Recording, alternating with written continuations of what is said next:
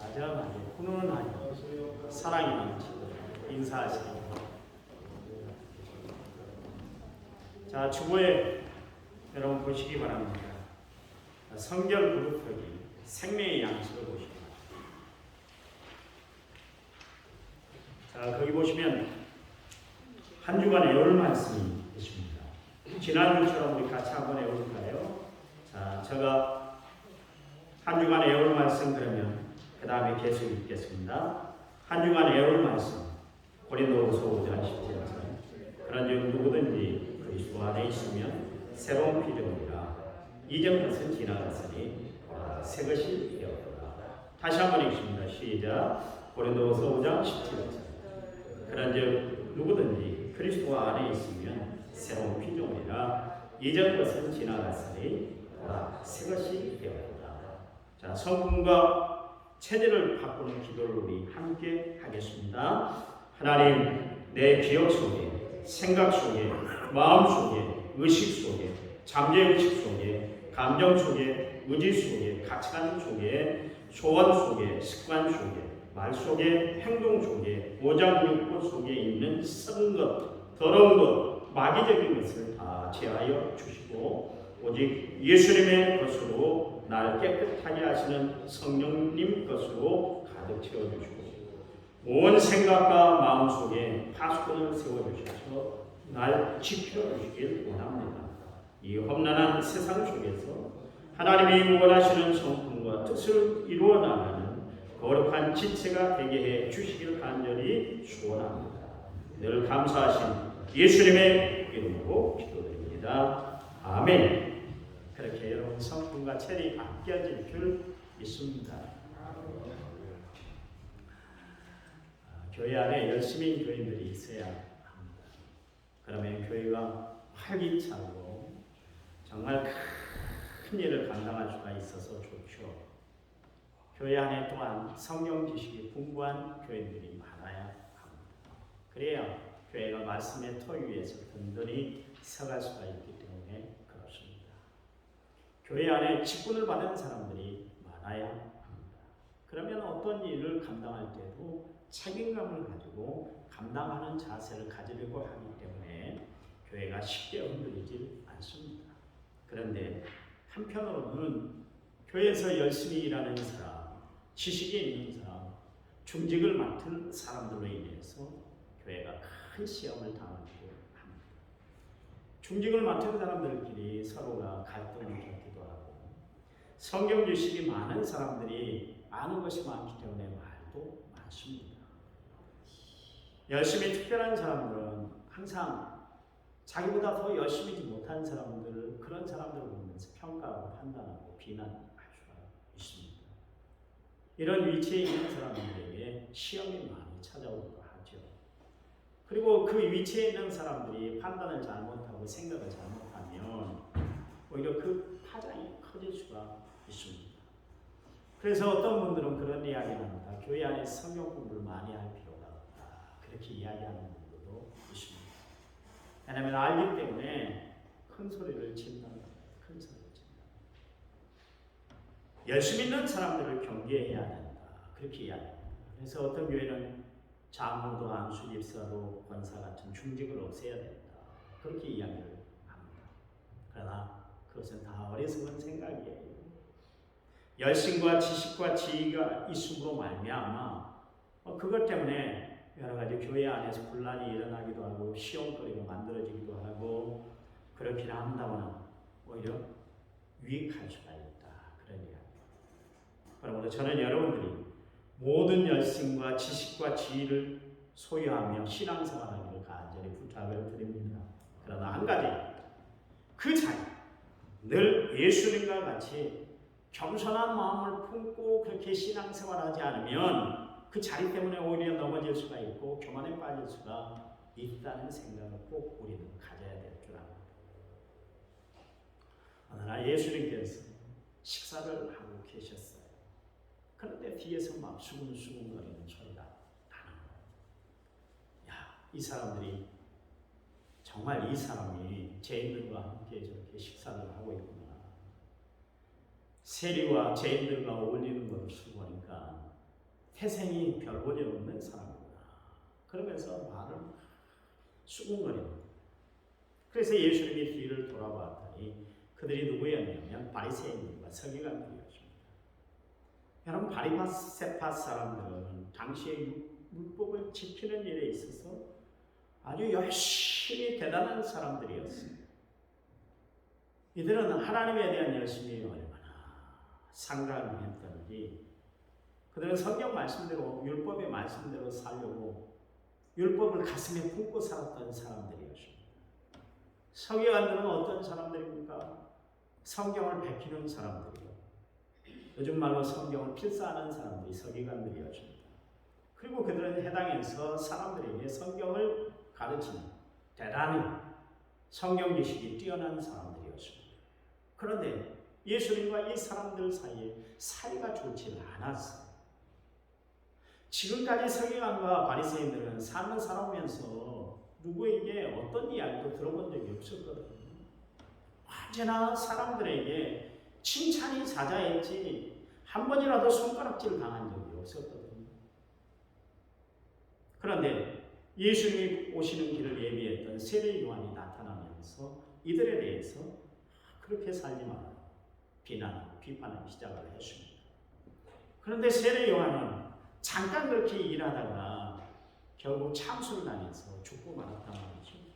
그런데 그 뒤를 이어서 예수님이라는 사람이 나타났는데 이번엔 세례 요한보다 한 수를 더 떠서 자기들을 향해서 비난하는 거예요. 그들을 향해서 이중인격자다 그렇게 이야기를 하면서 독사의 자식들아 해치라는 무덤아 임박한 진노를 피할 수 없다. 너희들은 지옥 아래로 간다. 그런 이야기를 했습니다. 그러니 입에 담을 수 없을 정도로 예수님에게 독설을 그들이 당했어요. 지금껏 사람들에게 한 번도 비난받은 적이 없는데 예수님이 자기들을 비난하고 그렇게 판단하고 그랬단 말이죠. 그 험한 말을 들으니까 기분이 좋을 리 있어요.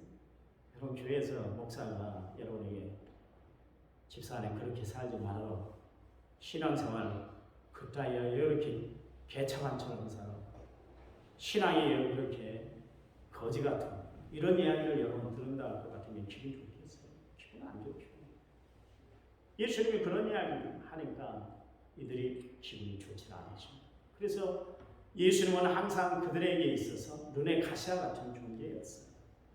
그래서 그들은 눈의 가시와 같은 이 예수님을 뽑아내기 위해서 그래서 시간 나면 예수님을 졸졸졸졸 따라다녔어요.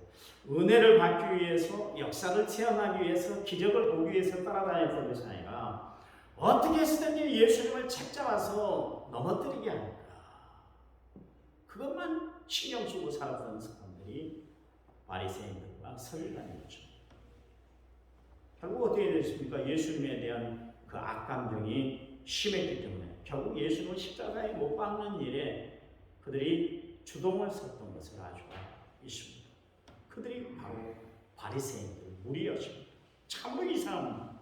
성경에 능통한 사람들인데 예수님이 이 인류를 구원하시기 위해서 이 땅에 오신 메시아임을 분명히 선포했음에도 불구하고 그들은 알지를 못했단 그런 이야기. 성경을 몰랐을까? 아니요. 여러분, 유대인들은 미가서 5장 말씀처럼 예수님이 어디에서 태어날지 그 장소까지 다 예언되었다는 것을 알고 있었어요. 그래서 여러분, 동방박사들이 예수님을 아련하러 왔을 때 그때 바로의 궁전에 찾아가서 이 땅에 나실 메시아를 우리가 만나러 왔다. 그랬더니 서기관들한테 물었잖아요. 야, 서기관들 와봐. 이 땅에 메시아가 온다는데 어디서 태어난다고 그랬어? 그랬더니 베들레헴이라고 이야기를 했어요. 그런데 이방 사람들, 동방박사들은 예수님을 아련하러 갔고 예수님을 이 땅에 오신 초림하신 예수님을 만나러 갔는데 어느 누구도 거기에 바리새인들이라든가 서기관들, 성경을 안다는 사람들이 베들레헴을 찾아가지 않았습니다. 말구유관에 찾아가지 않았습니다. 여러분, 예수님 하나님께 대한 열심이 대단한 사람들인데 그들은 하나님의 뜻을 바로 알지 못하고 도리어 항상 하나님의 일에 방해꾼 자리로 역할을 했던 것을 알 수가 있습니다. 성경대로 철저히 살려고 몸부림쳤던 성경주의자들인데 그들은 실제로 주님께 인정받지도 못하고 칭찬받지도 못했습니다. 분명 신앙에 대해서 둘째가라면 서러울 정도로 그런 자리에 있는 사람들이었습니다. 지식도 탁월했습니다. 열심도 아주 대단한 사람들이었습니다. 11조를 아주 철저히 드렸다는 사람들이에요. 금식도 일주일에 2번씩 했습니다. 또한 하루에 3번씩 기도 시간을 철저히 지켜서 그가 길을 가다가 어느 자리든지 그게 시장이든 도로 위든 어느 자리든지 그 자리에 서서 하나님 앞에 기도했던 사람들이 바로 바리새인들이었습니다. 안식일을 철저히 지켰다는 것은 물론이고 일하는 것뿐만 아니라 해당이 멀면 걸어가지도 않았어요. 구제도 남보다 앞장서서 했던 사람들이 바리새인들입니다. 오늘 교회 안에서 이런 사람들을 발견한 것 같으면 1등 교인이다, 최고다, 우리가 그렇게 이야기할 수 있는 사람들입니다. 그런데 그들은 오히려 하나님의 나라의 암초가 되고 말았습니다. 하나님을 보내신 예수님을 부정하고 말았습니다. 교회를 해방하고 핍박하는 일에 앞장서고 말았습니다. 어떻게 해서 이런 일들이 일어날 수가 있었을까요?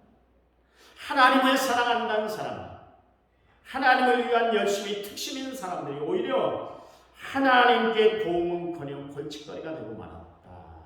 그러냐? 우리도 자칫 잘못하면 바리새인들처럼 삶을 살아갈 수가 있어요. 내가 믿음이 좋다는 것 때문에 내가 기도를 많이 한다는 것 때문에 다른 교인들을 함부로 판단하고 평가하고 비난하고 그렇게 살아갈 수가 있어요. 여러분, 예수님이 이 땅에 오셔서 어느 누구도 비난하지 않았어요. 여러분, 창녀도 예수님의 친구가 됐습니다. 세리도 예수님의 친구가 됐습니다. 각색 병든 사람들, 세상에 나고자 되는 사람들, 그들을 예수님은 다 품에 안아 주셨어요. 여러분, 예수 믿는 사람들은 함부로 남을 판단하고 평가하고 함부로 말하고 그렇게 살면 안 되는 거예요. 바리새인들의 문제가 뭡니까? 그들은 성경은 알았지만 하나님의 뜻을 몰랐어요. 하나님은 알았지만 하나님의 마음을 몰랐어요. 하나님이 죄를 미워하신다는 것을 알았지만 하나님이 죄인을 불쌍히 여겨서 사랑하신다는 것을 그들은 알지를 못했습니다. 오늘 우리들도 바리새인들이 걸어간 그런 삶을 우리도 똑같이 흉내내며 살아갈 수도 있습니다. 성경만 알고 하나님의 참 뜻을 알지 못하면 우리도 그런 오류를 범할 수가 있다. 그런 이야기입니다. 하나님을 알면서 하나님의 마음을 모르면 자신도 모르게 사단에게 그렇게 충성할 수가 있다. 그런 이야기입니다. 죄를 심판하신 하나님을 알면서 죄를 용서하기 위해서 그의 아들 예수 그리스도를 이 땅에 보내시고 십자가에 죽게 하심으로 죄의 값을 대신 지불하게 하신 하나님, 그 사랑이 충만하신 하나님의 심정을 알지 못하고 우리가 살아간다 할 것 같으면 하나님이 우리에게 내려주신 하나님의 그 놀라운 은혜를 우리가 누리지 못하고 미움과 원망, 각한 그런 삶을 우리가 살아갈 수밖에 없다. 그러냐? 여러분, 예수 잘 믿으세요. 예수 바로 믿으세요. 잘못 믿으니까 함부로 판단하고 바리새인들처럼 함부로 평가하고 살아요. 내 남편도 판단하고 아내도 판단하고 자식도 판단하고 이웃도 판단하고 김집사도 판단하고 강장모도 판단하고 그렇게 살아가는 김목사도 판단하고 살아가는 여러분, 아니요. 우리는 비난하고 판단하고 하나님이 우리를 부르신 것이 아니라 사랑하며 살라고 이 땅에 하나님이 우리를 보내주신 줄 믿으시기 바랍니다. 바울이 오늘 무슨 말씀을 하고 있습니까? 너희 안에 이 마음을 부어라. 그랬어요. 여러분, 우리가 살아가면서 품어야 할 것들이 참 많이 있죠. 가족을 품어야 하고 동료를 품고 살아야 되고 또 이웃을 품고 살아야 되고 또 교회를 품고 살아가야 되고 또한 우리의 마음에 사랑, 믿음, 은혜, 소망, 기쁨, 감사 이런 것들을 품고 살아가야 돼요. 그러나 품어서는 안 되는 것이 있습니다. 앙심, 복수심, 이기심, 배신, 쾌락, 정욕을 품고 살아서는 안 돼요. 여러분, 응어리진 것을 풀지를 못하면 그것이 나중에 큰 병이 되는 거예요. 여러분, 예수 믿는 우리는 잘 품고 살아가는 성도들이 되시기 바랍니다. 바울은 늘 응어리진 가슴을 품고 살았던 그런 고린도 교회 교인들을 향해서 이런 말을 했어요. 고린도후서 6장 13절 말씀에 내가 자녀에게 말하듯 하노니 보답하는 것으로 너희도 마음을 넓혀라 그랬습니다. 넓혀라.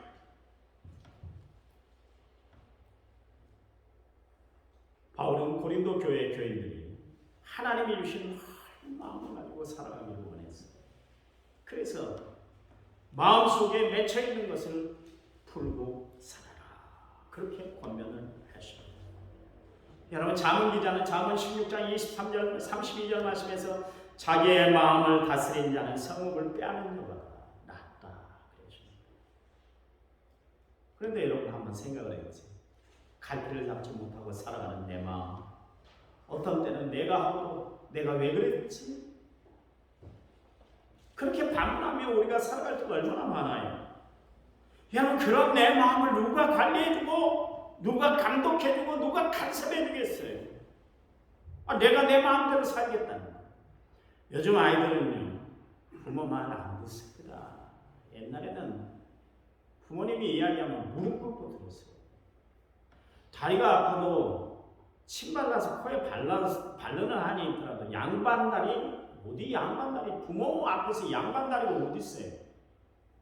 내일 학교 가야 되는데 1시고 2시고 그때까지 잔소리를 해도 아빠 내일 학교 가야 되는데 꼭 이러시는데요. 이런 이야기도 하지도 못했어요. 감히 부모님 앞에서 뭐라고 말도 못 꺼냈어요.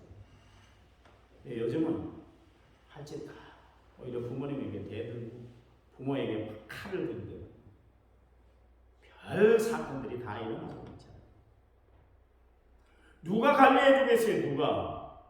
갈수록 지 마음대로 살아가는 그런 세대가 되는데, 그러니 오직 우리의 마음을 예수 그리스도께서 관리해 주시고 성령님이 우리를 감독해 줘야 될 줄 믿으시길 바랍니다. 여러분, 우리는 마지막 때 우리 마음을 세상에 빼앗기고 살면 안 돼요. 내 감정과 주변 분위기에 휩쓸려 살아서는 안 돼요. 우리는 늘 성령의 다스림을 받고 성령의 인도하심을 따라 살아갈 때 축복된 자녀로 우리가 승리하며 살아가게 되는 걸 믿으시기 바랍니다. 그 개차 심리학이라는 책이 있는데요. 그 책에 재밌는 설문조사가 났습니다. 미국 사람들을 대상으로 해서 누가 천국 갈 수 있는가 설문조사를 했어요. 그래서 2등이 누구냐면 79% 차지했는데 인도 캘커타에서 정말 나병 환자를 돌보던 테레사 수녀가 2등이 되죠. 그런데 87% 1등을 차지한 그 설문조사 점수가 난 인물이 있습니다. 과연 누굴까요? 그건 설문 대상자 자신들이 했던 나였다고 그렇게 이야기하고 있습니다. 이게 인간이에요. 여러분, 인간은 자기중심적이고 자기보호적이고 자기우선적이고 이런 인간이 어떻게 자기를 다스리고 남을 위해서 살아갈 수가 있겠어요? 불가능해요. 사실 세상을 내 마음대로 살아갈 수 있을 것 같으면, 내 의지대로 살아갈 수 있을 것 같으면, 내 마음대로, 내 마음 먹은 대로 우리가 살아갈 수 있을 것 같으면 여러분, 교회 나올 필요가 없잖아요. 내가 다 조절이 되는데, 내가 다 감당이 되는데, 내가 다 할 수 있는데 교회 나오는 일이 뭐가 있겠어요? 여러분, 교회 나오는 이유는 뭐예요? 내 힘으로 감당될 수 없는 것이 있기 때문입니다. 내 능력으로는 부족하다는 걸 알기 때문에 전능하신 하나님의 손길을 의지하기 위해서는 여러분 주님 앞에 나오는 거 아니에요? 교회 나오는 거 아닙니까? 그렇잖아요. 세상 살다 보니까 내 마음대로 되지 않는 것들이 더 많다는 것을 우리가 늘 느끼고 살아오고 있잖아요. 그래서 늘 부족한 내 자신을 헤아리게 될 때가 얼마나 많이 있습니까? 본문의 빌립보 교회는 사도행전 16장 11절 이하에 나오는 것처럼 바울이 세운 교회였습니다. 그가 마게도니아 첫 성이었던 빌립보에 들어갔는데 안식일날 예배할 수 있는 처소가 있는가 찾아봤는데 어디도 없었어요. 해당이 없었어요. 그래서 강가로 나가게 됐습니다. 그곳에서 유대인들이 강가에 나가서 기도하는 것을 발견하고 마침 그곳에서 자주옥감 장사를 하는 루디아를 만나게 됐습니다. 루디아가 바울이 전한 복음을 전해 듣고 마음문을 열고 예수를 영접해서 자기 집을 그렇게 예배 처소로 이렇게 내놓게 됐습니다. 그래서 그 교회가 바로 빌립보 교회의 시작이 됐습니다. 루디아라는 사람은 생활이 넉넉했어요. 그러니까 이 사람의 집을 빌립보 교회의 처소로 삼았던 것이죠. 그러다 보니까 빌립보 교회는 한마디로 말해서 여성주도적인 교회가 되었습니다. 루디아라는 그 한 여성으로 시작된 교회인 만큼 아마도 여자들의 영향력이 컸던 교회가 바로 빌립보 교회였습니다. 여자의 영향력이 있는 교회의 특징 중에 하나는 뭐냐면 장점도 있고 단점도 있었습니다. 예를 들어서 바울이 감옥에 갇혀 있을 때 다른 교회들은 바울이 또 복음을 전하다가 어려운 일을 당했는가 보다, 감옥에 갇혔는가 보다, 그 정도로만 끝쳤습니다. 그리고 기도만 했습니다. 그러나 빌립보 교회는 그러질 않았어요. 여성적인 교회였기 때문에 사도 바울이 감옥에 갇혀 있다는 것을 전해 듣고 얼마나 춥고 배고플까, 얼마나 불편할까 그렇게 생각해서 헌금을 모으고 또한 에바프로디도를 보내서 겨울을 나도록 바울과 함께 겨울을 나도록 그렇게 옥바라지를 하도록 그렇게 했습니다. 이렇게 깊은 사랑을 베풀 수 있었던 교회가 바로 빌립보 교회였습니다. 이게 장점이죠. 그런데 이 교회에 단점이 하나가 있었습니다. 그것은 여성들의 질투였습니다. 빌립보 교회 안에 유오디오와 순덕이라는 두 여인이 있었는데 이 두 여인들 사이에 알력이 생겼어요. 만사를 경쟁적으로 서로 질투하고 일을 하다 보니까 교회에서 파벌이 생겨나게 됐고 서로가 화목하지는 못했습니다. 그래서 서로가 협력하고 화목해야만 교회가 바로 서게 되는 거 아니겠습니까? 그런 교회의 모습을 보니까 바울의 마음이 걱정과 생기게 되었습니다. 교회는 정말 성도들이 서로 화목하고 아름답게 협력할 때 그 교회를 바라보면 마음이 기쁘고 목회하는 보람이 있는 거예요.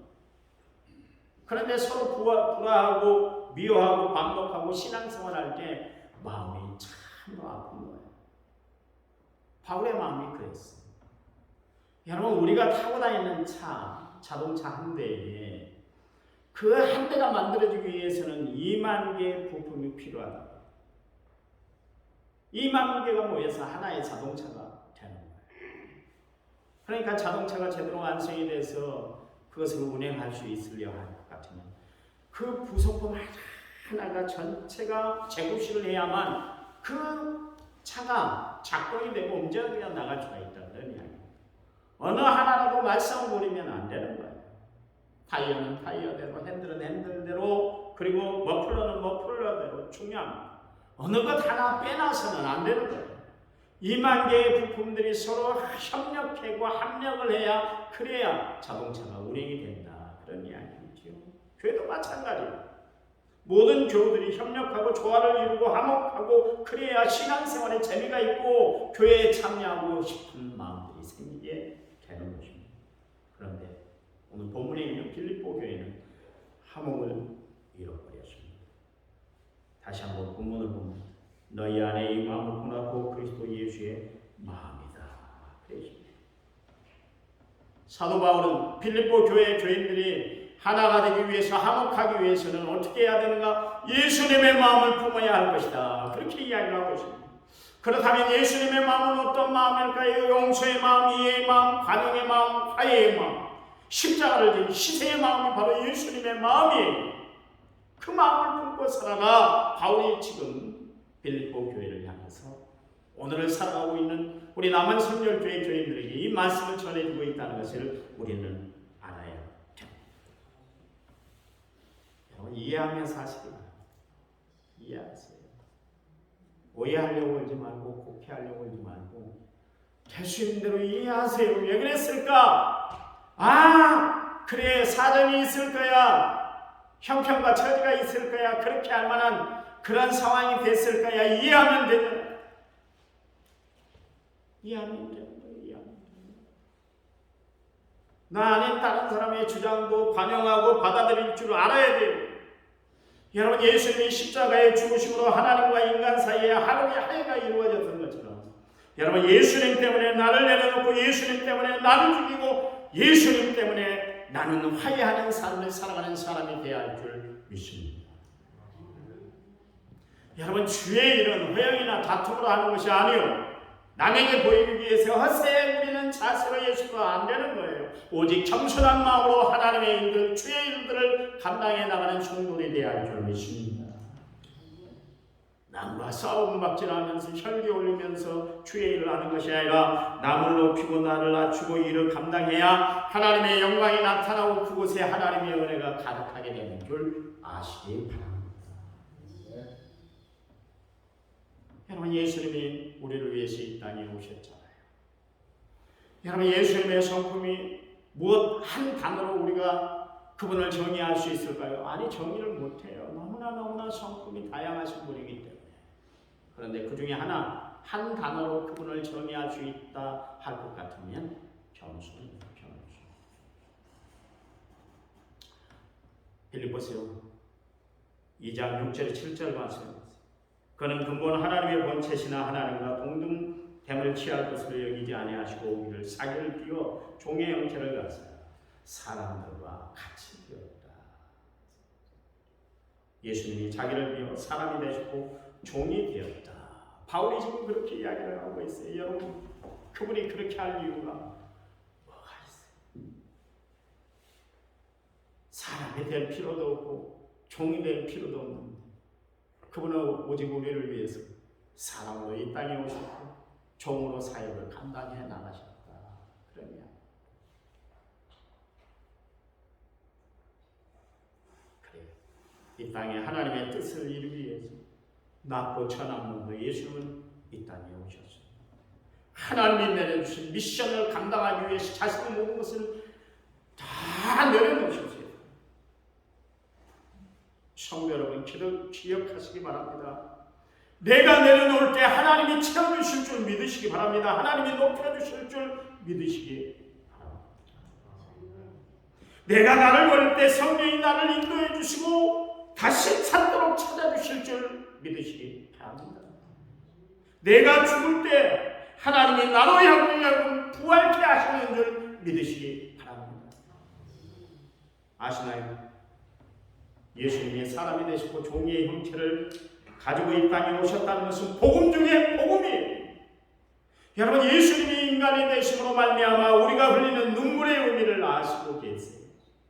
예수님은 인간이 되심으로 인간의 배신이 얼마나 쓰고 아프다는 것을 다 알고 계세요. 예수님은 인간이 되심으로 말미암아 죽음 앞에 사람들이 얼마나 두려워하고 걱정하고 염려하는 줄 다 느끼고 아세요. 하나님이신 예수님은 인간이 되심으로 하나님의 명령을 온전히 이루실 수가 있었습니다. 이런 모습이 바로 예수님의 겸손이에요. 겸손. 바울 사도가 밀레도 해변에서 고린도 예배소 교회 장로들과 자신이 지금까지 목회해왔던 그 상황에 대해서 이야기를 주고받는 내용이 나옵니다. 그때 사도행전 20장 19절 말씀에서 바울이 이런 이야기를 했어요. 곧 모든 겸손과 눈물이며 유대인의 관계로 말미암아 당한 시험을 참고 주를 섬기는 것과 그랬어요. 거기 보니까 바울이 나는 겸손히 주를 섬겼어요. 그러냐? 나는 나를 나타내지는 않았어요. 오직 예수님만 나타나기를 원해줍니다. 그렇게 이야기를 해줍니다. 여러분, 겸손이 뭡니까? 자기를 내려놓는 거예요. 자기를 내려놓는 거예요. 내려앉게 죽음에 살까지 내려앉는 것이 바로 겸손입니다. 그러니까 겸손이 정말 주를 섬겼던 바울이 뭐라고 그랬습니까? 나는 날마다 죽는다. 갈라디아서 2장 20절 말씀에 내가 그리스도와 함께 십자가에 못 박아 버렸다. 죽은 사람이야. 그러냐? 사랑하는 성도 여러분, 우리도 날마다 죽음을 선포하고 선언하고 살아가는 성도들이 되시기 바랍니다. 속상할 때 나는 죽은 사람이야. 죽은 사람이야. 속이 어디 있어? 그렇게 자기 죽음을 선언하고 살아가는 성도들이 되시기 바랍니다. 손해본다고 생각되었을 때 여러분 억울해하지 말고 분하지 말고 나는 죽은 사람이야. 죽은 사람이 어떻게 이해 타산을 하겠어? 그러면서 자기 죽음을 선언하시기 바랍니다. 자존심 상하시죠? 자존심 상할 때도 나는 죽은 사람이야. 죽은 사람에게 자존심 있는 거 봤어? 자기 죽음을 선언하시기 바랍니다. 그렇습니다. 목사든 장로든 안수집사든 권사든 집사든 구역장, 구역강사든 교사든 찬양대장이든 전도회 회장이든 모름지기 사람 앞에 주의 일들을 감당하면서 정말 우리가 가져야 할 최고의 자질이 뭘까요? 겸손. 오늘 저와 여러분의 마음에 하나 새겨두어야 할 단어가 있습니다. 겸손. 여러분 마음에 무엇을 새겨놔야 된다고요? 다시 한번. 여러분 마음에 무엇을 새겨놔야 된다고요? 여러분, 겸손한 마음이 화목을 이루었잖아요. 지금 바울은 빌립보 교회의 문제를 정확히 진단하고 있습니다. 그것은 바로 예수 그리스도의 마음을 품으면 안식같이 여겼던 유오디아와 순두개가 문제가 해결될 것이다. 확신했던 것이죠. 여러분, 우리 안에도 이런 마음이 있습니다. 당신이 높아지십시오. 나는 당신이 더 높아지고 낮고 천한 자리에 내려가겠습니다. 당신이 영광 받으시면 나는 어떤 일을 당해도 상관없습니다. 당신은 흥한다 하면 나는 망해도 괜찮습니다. 당신을 알리는 것, 당신이 이 세상의 구원자라는 것을 알리는 것이 내 인생의 목적입니다. 여러분, 우리 남한 선교교회 이런 마음을 품고 살아가는 성도들이 다 되시길 주의 이름으로 부탁을 드립니다. 예수님 닮아가는 성도들, 그분들이 남한 선교교회 교인들인 줄 믿습니다. 저는 믿어요. 우리 교회들이 좋은지 모르겠어요. 얼마나 좋아. 오예배 때 왜 좋은지 제가 이야기할 거예요. 오예배 나오신 분들은 우리 교회가 좋은 교회구나. 목사 설교를 통해서 여러분 많이 보세요. 오예배 때 만나기를 부탁드립니다.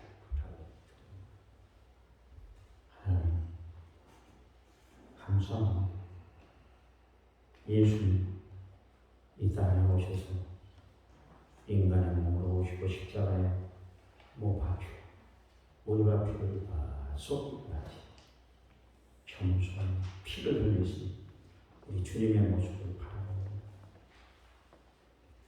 그 보혈 피를 의지하고 살아가는 우리도 겸손한 주의 백성으로 날마다 살아가고 하나님이 우리를 붙잡아 주시옵소서. 험난한 세상 가운데서 하나님 말씀을 힘삼아 살아가는 저희들, 하나님의 은혜를 날마다 소망하며 살아가는 저희들 되도록 축복해 주시옵소서. 이번 한 주간 승리하고 저희들의 삶을 책임져 주실 줄 믿습니다. 이제는 길이요 진리요 생명 되신 우리 주 예수 그리스도의 은혜와 하나님 아버지의 지극하신 사랑, 성령님 위로교통원의 충만한 역사, 오늘 말씀을 받고 돌아간 모든 성도들을 위해 이제부터 영원히 함께 하시고 간절히 축원하옵나이다.